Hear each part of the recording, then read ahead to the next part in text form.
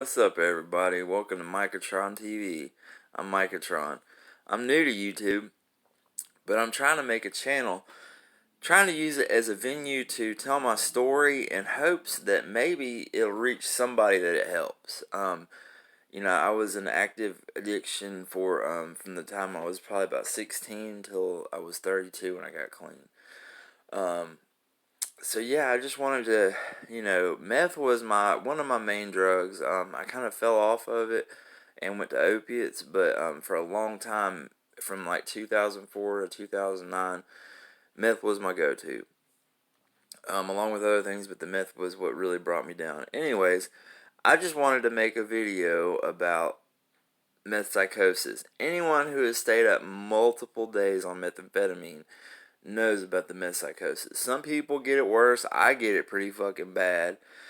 Um, and some people are able to not lose as much touch with reality. That's really the biggest problem, is thinking what's going on in your head is real, and you can't. And I mean, in your mind, it's fucking really going on.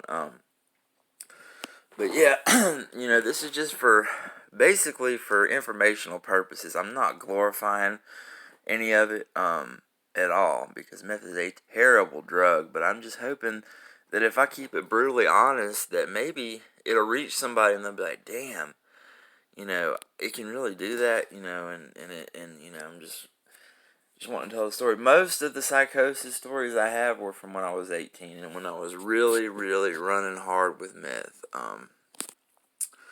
So I'm gonna go ahead and get into the big one. Alright, the big one, I was 18, was, currently in the dope trade, doing my thing, and I honestly don't know how long I stayed up, because I had a lot of hustles, and I never worked.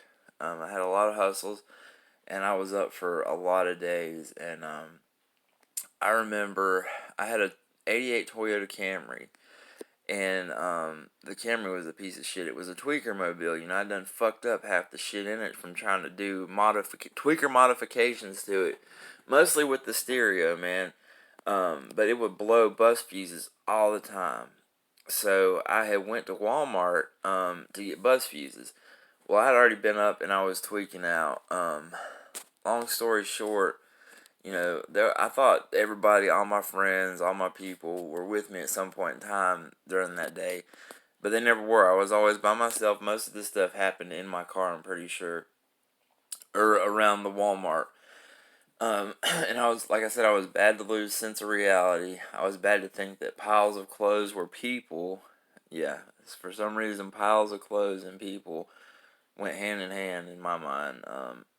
But basically, where it started out at was, I'm pretty sure I had went to the Walmart trying to get get bus fuses, and I guess I just got that tweaker sidetracked, man, and got lost, and kind of like lost where my car was, and I really didn't know where I was at. I mean, I knew I was at Walmart, but I had just kind of went walking off somewhere looking for my car, nowhere near where I had parked my car at. And basically, I was looking real crazy apparently, and I'm like 99% sure this really happened. Cause yeah, I'm like 90, like I said, 99% sure this was not a hallucination. A couple picked me up, and they're like, dude, we saw that, we saw you, and we knew that if we didn't pick you up, that the police were, and I told them, I was like, I lost my car, I don't know what I did with it, and like, well, we'll just drive you around and help you find it, and it was, like I said, it was a couple, and they're like, well, we just got to go to Walmart and return something real quick. My wife's gonna go return something. So his wife went in there, and he starts talking to me about getting him some dope. And he says, like, I don't want my wife to know, blah, blah, blah. And I was like, yeah, man, I got you. And I look out the window, and I'm like, oh, shit, there's my fucking car. So, I jump out, and, like, this happened, probably about 15 years ago. And, I mean, I still remember the big parts of it. But, some of the details in my mind have kind of faded out.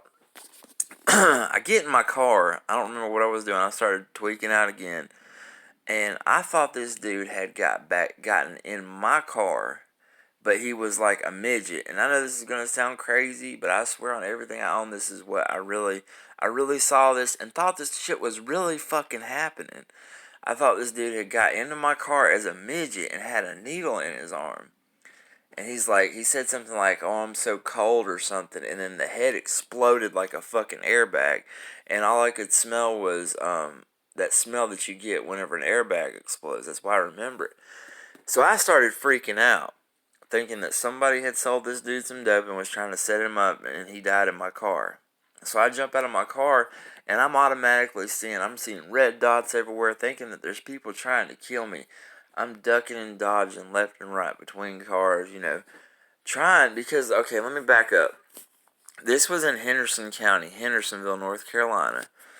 The Walmart in Hendersonville has so many tweakers in it. I mean, this was in 2004, really when the meth epidemic had really started, but the meth was really bad there. I mean, as bad as it is everywhere here, it was bad like that back in 2004. Um, uh, so they had a mini police department in there. And after a certain hour, there would always be a cop sitting on a stool at a desk at the front. And it was obviously after those hours. It was anytime after dark, pretty much, especially on the weekends. And I remember this was like a Sunday this happened. And I'll get into that, how I remember that in the, later on in the video. So finally, I make it up to the cop, and I'm tweaking, and I go up to a police officer and say, "Dude, somebody's trying to set me up. There's somebody in my car that has overdosed. I don't know him, but can you please help me?" And I was freaking out. And this cop, you could tell by the look on his face that he was like, "Dude, what the fuck's going on?" So he walks with me out to my car, and he's like, "There is no one in your fucking car, dude." Damn, let my cigarette go out. Hold on. He's like, "Nobody's in your fucking car, dude." So, of course, he does the cop thing.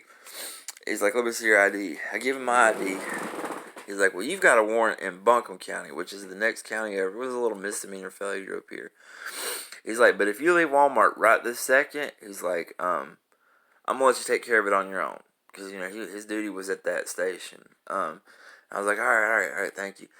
Got back in my car, started tweaking out again, thinking that all these people were coming up to me saying, "Oh, we know you sold him that dope. He died, blah, blah, blah, blah, blah."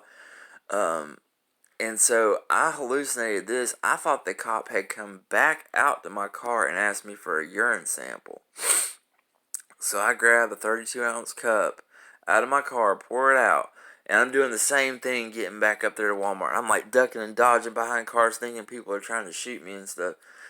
Get up there, the cop's not at his station anymore, and I go to the bathroom and I pee in the cup. I walk it back out to his station, set it down, and there was a Walmart employee bringing buggies in, and I was like, "Hey, will you tell that cop that I left that there for him?" And I walked back out to my car, started wigging out again, thinking all these people were with me in my car, like, "Dude, you sold him that dope, blah, blah, blah, blah, blah, you did some fucked up shit." And, I'm like arguing with these people, thinking it's just people that were regularly in my life, but none of them were there. I even called people. Once I came to in the hospital, I called people and was like, "Dude, what happened to you that night? Like, we ain't seen you in like fucking 3 days, dude." So, obviously, after sitting there for a few minutes, the sheriff's department shows up. I guess Hickory Police, or Hendersonville Police called sheriff's department. They come over there and arrested me. Well, they had found, I think they found needles or something in my car, and I was like, somebody put those in there. And I was convinced that I was getting fucking set up for something. And so they took me to jail. My bond was $500, and I was 18 years old.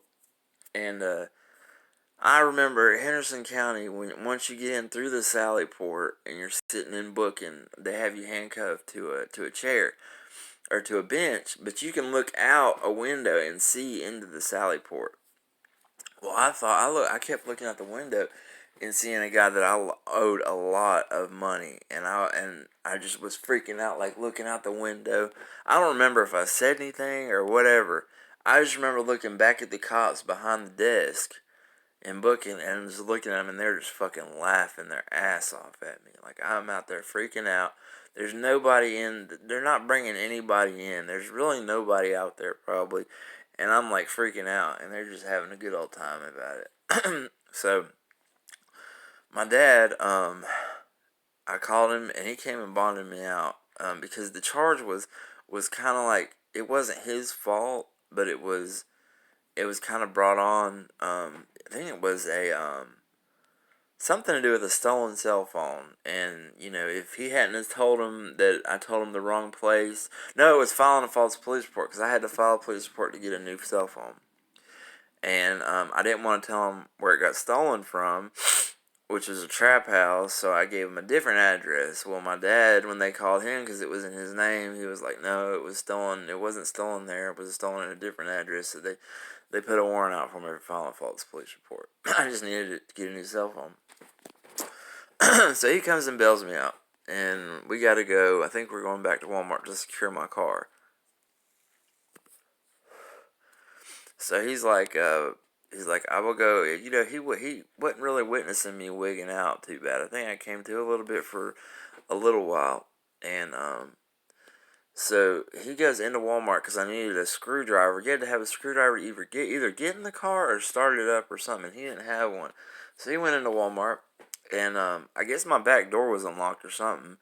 And I started wigging out again. And at this time, I thought that I had found the dude. I don't know who I was thinking it was, but I had found the dude, and he was in the back of my car that had sold the guy the dope. And so I start beating the shit out of this pile of clothes that's in my back seat. Like I said, it was a tweaker mobile. I'm going ham. I'm going fucking all in, taking full flight on this pile of clothes. And my dad comes out there, and I remember, when I came out, and he's just standing there. His eyes are like fucking this big. And he's like, what are you doing? And by then, they knew that I had a problem with meth, and then I was just, they told me, when I called them and asked them to bond me out, they're like, yeah, we'll bond you out, but you have to go to the hospital. And I was like, all right, that's a good deal, to the psych ward. So yeah.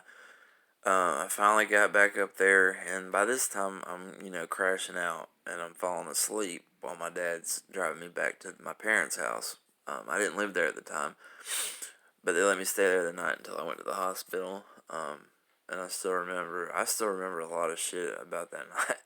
Like, I was in and out, and I was thinking somebody was offering me 2 Valiums for $5, or 2 Valiums, and I looked at my dad, and I said, can I get 2 for $5? And he was like, oh my God, what is wrong with my son? Like, meth gets a hold of you so bad. And, all you want to do is just keep going up and up and up. But once you stay up for so long and you don't eat, and your body is diminished, you lose all sense of reality, man. And, there had been multiple times that if I had had a gun, I would have been shooting through walls, occupied house, through walls, thinking that I was shooting at somebody that was trying to kill me, man. I've got a lot of stories like this. I was one of them dangerous tweakers that would get fucked up and, go crazy because I wouldn't stop, until, either I ran out of complete ways to get more dope, or, somebody stopped me, man.